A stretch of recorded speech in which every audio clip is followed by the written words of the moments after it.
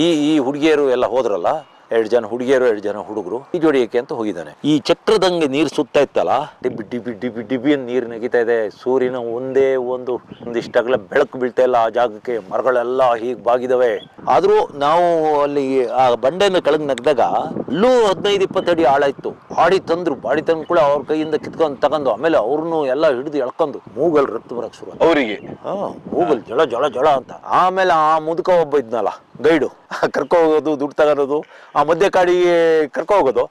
ಇಲ್ಲಿಂದ ನೇರ ಪೋ ಅಂತ ಅದಕ್ಕೊಂದು 5,000 ಕೊಟ್ರೆ ಅವನು ಅಲ್ಲಿ ಕರ್ಕೊ ಹೋಗಿ ಅಲ್ಲಿ ಆ ಕಡೆ ಕರ್ಕೊಂಡೋಗಿ 9 ಗುಟ್ಟಕ್ಕೆ ಬಿಡ್ತಿದ್ದ.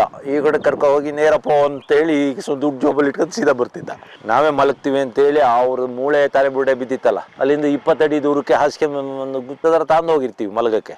2ನೇ ಹೆಲಿಕಾಪ್ಟರ್ ಒಂದು ವ್ಯಾಲಿಗೆ ಬಿತ್ತು. ಅದು ಅಲ್ಲಿಗೆ ಹುಡ್ಕಕ್ಕೆ ಆಗ್ದಲೆ ಕಾಡಂದಿಗಳು ಮುಳ್ಳಂದಿಗಳು ಎಲ್ಲ ಅವ್ರ ಬಾಡಿ ಎಲ್ಲ ತಿಂದು